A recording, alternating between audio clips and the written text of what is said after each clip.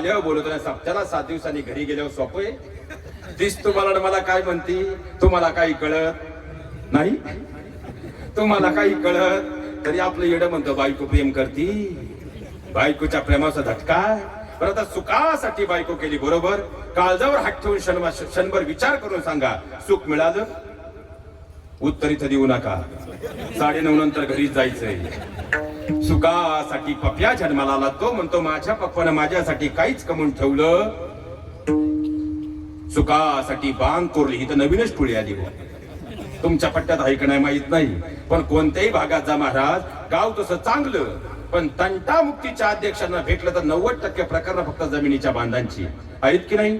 बरं हा विषय आज गावागावात बोलण्याची गरज या व्यासपीठावर यासाठी निर्माण झाली. आज कोणत्याही गावाचा सार्वजनिक कार्यक्रमात आम्ही एकत्र यायला तयार आहोत, पण 2 रक्ताचे भाऊ जर एका विचाराने एकत्र यायला तयार नसतील तर कोणता अध्यात्म आम्हाला कळालंय. विचार मात्र करावा लागेल.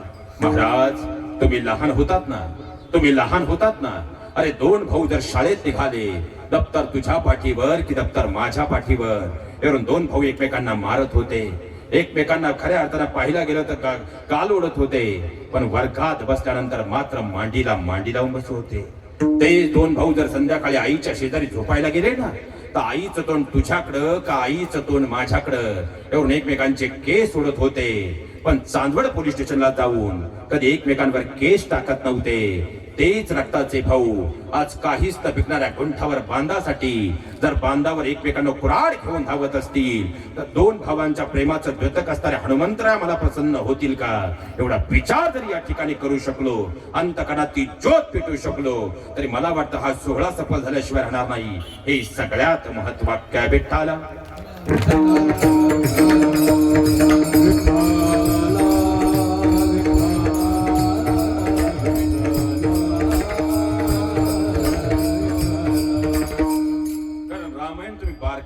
महाराज रामायणाचा पूर्वार्ध आम्ही पाहिला तर आम्हाला राम लक्ष्मण राम भरतांमधलं प्रेम दिसतं, आणि त्याच रामायणाचा उत्तरार्ध आम्ही पाहिला तो वाली आणि सुग्रीवात निर्माण झालेला बीज संवाद असेल, किंवा लंकाधिपती रावण आणि विष्णात निर्माण झालेला लालसा असेल. लंका सोन्याची होती, महिला मंडळ कशाची? सोन्याची. इथं एक टोळा करायचं म्हणलं तरी सोन्याच्या पप्पा बरोबर वर्षभर भांडावं लागतं. ते सगळी लंका सोन्याची होती, पण रक्ताचा भाऊ भावाच्या विरोधात उभा ठाकला. सोन्याची लंका मातीमोल झाली, आणि प्रभू रामचंद्रांच्या जीवनात 14 वर्षांचा वनवास होता, पण लक्ष्मण आणि भरत भैयासारखा भाऊ सोबतीला होता, म्हणून तर 14 वर्षाच्या वनवासानंतरही प्रभू रामचंद्र पुन्हा एकदा अयोध्येचा राजा होता. हे सगळ्यात महत्वाचं. चला रामायणामधून आपण आपल्या तालुक्यात येऊया. बांध करून बंगला बांधला, एक तरी माणूस सापडेल. बांध करून गाड्या घेतल्या, एक तरी माणूस सापडेल. बांध करून आपल्या मुलांचं शिक्षण पूर्ण केलं, स्वतःचा व्यवसाय घडवला, एक तरी माणूस सापडेल. तुम्ही आजूबाजूला नीट नजर टाका.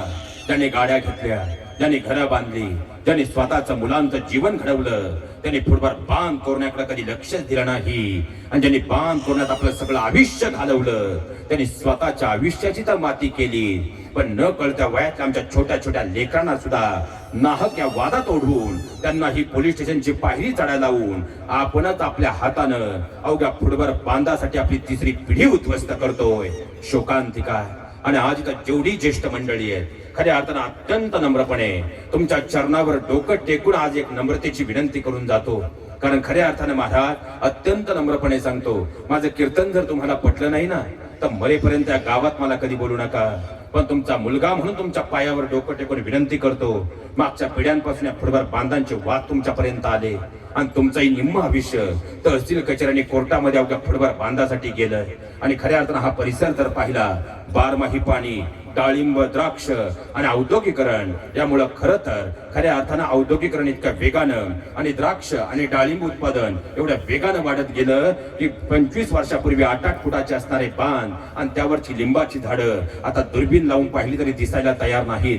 पण खऱ्या अर्थानं 8 फुटाचे बांध 1 फुटावर आले, आणि पाहता पाहता त्या फुटबॉल बांधासाठी आपलं निम्म आयुष्य मात्र त्या वादात निघून गेलं. पण याच वादात आता तुम्ही तुमच्या खऱ्या अर्थानं स्क्वेअर फुटला बाजारभाव आल्यामुळं तुमच्या युवा पिढीला ओढताय, आणि युवा हा शब्द उलटा वाचला तो होतो वायू. वायू सारखं तुम्हाला काळजात घेऊन फिरणारा तो म्हणजे युवा. त्या वादळाला जर आम्ही योग्य मार्ग दिला, ते वादळ उद्याची क्रांती केल्याशिवाय राहणार नाही. पण त्या वादळाचा जर घरातच मार्ग चुकला तर आपल्या जीवनात सुनामी आल्याशिवाय राहणार नाही.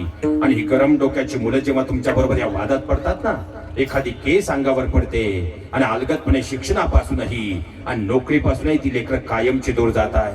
पण आज मला तुम्हाला सगळ्यांना एक प्रश्न आहे. आजपर्यंत जेवढे पैसे या फुटवर बांधासाठी तुमचे तहसील कचेरीमध्ये आणि कोर्टात गेले, त्यातली 1% रक्कम तरी तुम्हाला त्या बांधातून उत्पन्न म्हणून मिळाली का? बरं, भांडतोय कुणासोबत? खऱ्या अर्थानं 8वी 9वीला जाईपर्यंत एक चॉकलेट जर आमच्या जवळ असेल तर अर्ध दातानं तोडून त्याला दिल्याशिवाय, भावाला दिल्याशिवाय आम्ही कधी खाल्लं नाही. आता फक्त एक पाभार इकडे किंवा एक पाभार तिकडे सरकलंय आणि आम्ही एकमेकांचं तोंड पाहणं कायमचं बंद केलंय. हात जोडून तुम्हाला विनंती करतो, फक्त क्षणभर काळजावर हात ठेवून विचार करा. मागच्या पिढ्यांनी जर हा वाद भले एक गुंठा इकडे किंवा तिकडे करून मिटवला असता, तुमच्या जीवनातली निम्मी वर्ष या तहसील कचेरी कोर्टात जाण्यापासून वाचली असती. पण आज न्याय व्यवस्था अशी आहे, खऱ्या अर्थानं 5-5 वर्ष केस चालते आणि जिकडून बंडलांचं वजन जास्त जाईल त्या बाजूने निकाल म्हणजे आदेश निघतात आणि आपल्या जीवनातले 5-5 वर्ष आपण वाया घालवतोय. हात जोडून ज्येष्ठांना विनंती आहे, एक दिवस आपण डोळे मिटणार आहोत. इथं अमर होण्यासाठी कुणी आलं नाही, पण डोळे मिटण्यापूर्वी जर हा वाद आपण खऱ्या अर्थानं 2 पाभार इकडे किंवा तिकडे करून मिटवला तर तुमची पिढी या वादात न पडता शिक्षणानं आणि ज्ञानानं नोकरीनं पुढे जाईल. आणि जर याच वादात तुम्ही त्या पिढीला ओढून डोळे मिटले तर पुढची पिढीचं निम्मा आयुष्य सुद्धा पुन्हा एकदा मातीमोल होईल. हात जोडून तुम्हाला विनंती करतो, खऱ्या अर्थानं जर तुम्ही 2 भाऊ एकत्र बसले आणि तो वाद कायमचा मिटवला ना, उद्या एक पाभार इकडे किंवा तिकडं, पण तुमच्या कोर्टात जाणारे पुढचे 5-5 लाख रुपये वाचतील. आणि चांदवड आणि हा सगळा दुगावचा परिसर औद्योगिकरणाकडे झुकतोय आणि तोच पैसा तुमच्या मुलांच्या शिक्षणासाठी आणि मुलांच्या व्यापारासाठी आणि शिक्षणासाठी जर वापरला. आज माझं एक वाक्य लिहून ठेवा, जेव्हा आपल्या सोहळ्याचे 15 वर्ष पूर्ण झालेले असतील तेव्हा तुम्ही आजचा दिवस आठवून पहा आणि आज रात्री फक्त बदल करण्याचा निश्चय करा. पुढच्या 15 वर्षात हीच तुमची तरुण पिढी त्याच बांधाच्या पलीकडं 1 एकर जमीन स्वतःच्या कर्तृत्वानं विकत घेतल्याशिवाय राहणार नाही. हे सगळ्यात महत्वाचं काय विठ्ठल.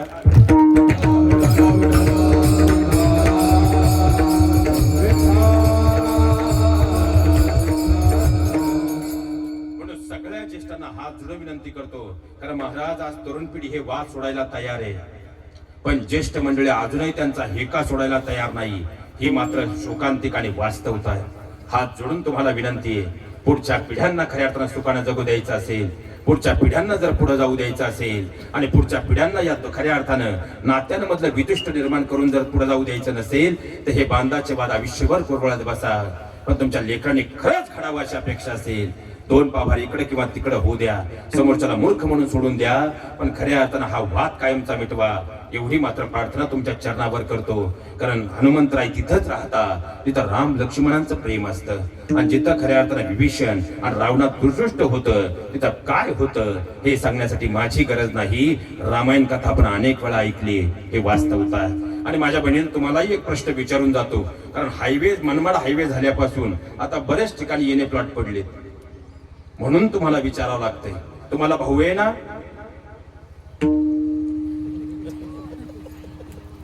तुम्हाला भाऊ आहे ना, त्या भावाला भाऊबीजेला भेटायला गेलतात ना, त्या भावाला उवाळताना तुम्ही सांगत होता, अरे सण आहे आज वर्षाचा, आहे भाऊबीजेचा, नेत्रांच्या निरंजनानं भावा सोळण्याचा. जसा कृष्ण आहे द्रौपदीस तसा लाभलासी तुम्हाला, ओवाळते भाऊराया औक्ष माझे लाभो तुला. कारण भाऊ म्हणजे शक्ती आहे तर बहीण म्हणजे भक्ती आहे, भाऊ म्हणजे कर्तृत्व आहे तर बहीण म्हणजे मातृत्व आहे. भाऊ बहिणीचं नातं काय असावं हे आम्हाला भगवान कृष्णाने द्रौपदी मातेकडे पाहून समजतं. भाऊ बहिणीचं नातं काय असावं हे आम्हाला महावैष्णवडी ज्ञानोबरा आणि मुक्ताईंकडे पाहून समजतं. भाऊ बहिणीचं नातं काय असावं हे आम्हाला शिवचरित्राचं पाणनपान शिकवतं. पण जी बहीण रक्षाबंधनला आपल्या भावासाठी राखी आणि भाऊबीजेला रुमाल घेऊन जात होती, हळूहळू आता खऱ्या अर्थानं गुंठ्याला 7 लाखाच्या पुढे बाजारभाव गेला. म्हणून तीच बहीण राखी आणि रुमालासोबत आपल्या भावाकडे 500 रुपयाचा स्टॅम्प घेऊन जर हिस्सा मागायला येत असेल तर माझ्या बहिणीने तुम्ही कितीही खऱ्या अर्थानं आता मार्गशीर्ष गुरुवार केले आणि कितीही चप्पल न घालता आषाढीची वारी केली तर जगाचा मालक तुम्हाला स्वर्गात काही नरकात तरी जागा देईल का, याचा मात्र आज नक्की विचार करून जा. कारण तुमच्या भावाची बदललेली परिस्थिती आणि तुमच्या भावाच्या खिशात खेळणारा पैसा तुम्ही आज पाहताय. पण इथं बसलेल्या प्रत्येक ताईनं काळजावर हात ठेवून विचार करा. ज्या दिवशी तुमचं लग्न झालं ना, त्या दिवशी तुमच्या शेतकरी बापाच्या खिशात रुपया सुद्धा नव्हता हो. पण तुमच्या 10वीला असणाऱ्या भावानं सांगितलं, बाबा अहो काळजी करू नका, आपण रात्रीचा दिवस करू, दिवसाची रात्र करू, हाडाची काढ रक्ताचं पाणी करू, पण आपली ताई सुखी राहिली पाहिजे. माझ्या बहिणीने तुमच्या लग्नाचे 2च हप्ते तुमच्या भावानं भरले, तर तुमच्या बाळकपणाचा सिलेंडरचा ₹1,00,000 खर्च तुमच्या भावाच्या अंगावर पडला. माझ्या बहिणींनो, खऱ्या अर्थानं तुम्ही आजही विचार करा, तुमच्या भावाचं लग्न होईपर्यंत तो फक्त आणि फक्त तुमच्या लग्नाचं कर्जच फेडत होता. पण आज कुठेतरी गुंठाभर जमिनीला लाखाचा भाव मिळाला. म्हणून तुटपुंच्या नोटांसाठी, गुंठाभर जमिनीसाठी जर तुम्ही रक्ताच्या नात्यांचं स्मशान करणार असाल, तर कितीही गुरुवारची लक्ष्मी व्रत तुम्ही केलं तर खऱ्या अर्थानं तो जगाचा मालक तुम्हाला खऱ्या अर्थानं जवळ करेल का? एवढा विचार या निमित्तानं करू शकलात आणि नात्यांमधलं द्वंद्व दूर करून जर गोकुळ करू शकलात, तर जगाचा मालक आपल्या घरात आल्याशिवाय राहणार नाही. हे सगळ्यात महत्वाचं आहे विठ्ठल.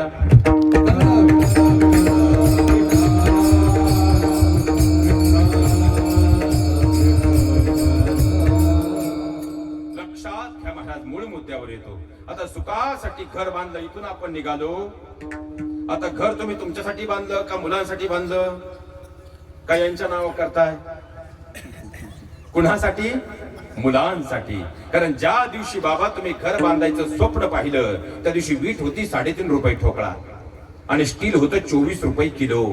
पण आयुष्यभर काबाड कष्ट करून जेव्हा पप्यासाठी घर बांधायला पहिली कुदळ तुम्ही मारली, त्या दिवशी वीट होती ₹13.5 ठोकळा आणि स्टील होतं ₹64 किलो. म्हणजे तुमच्या जीवनातली जवळजवळ 30 वर्ष तुम्ही घालवली, तेव्हा पप्यासाठी एक गोजीरवानं घर तुम्ही बांधलं, बरोबर?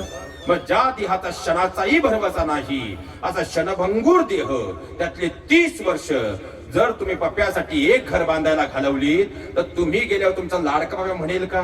आपल्या वडिलांनी आयुष्याची 30 वर्ष घराला दिली, मग त्यांना शेवटच्या अंघोळ आपण आपल्या बेडरूम मध्ये घालू, नंतर आपली लाडकी बायको लादी पुसून घे. तुम्ही घर लाखाचं काय, पण कोटीचं जरी बांधलं, एकदा तुटक्या खाटेवर गरम पाण्याचा हा देह बाहेर काढला आणि तोंडात कधी नवे तुळशीचं पान गेलं की त्या देहाशी आपला, त्या घराशी आपला कायमचा संबंध. मग आता सुखासाठी घर बांधलं, एवढी मोठी पूजा घातली, आता सुख मिळालं. आता सुखासाठी बायको केली, बायको आपली कुठपर्यंत आहे? 6 पत्र्याखाली अग्नी डाग देईपर्यंत बायको आपली. आता एखादी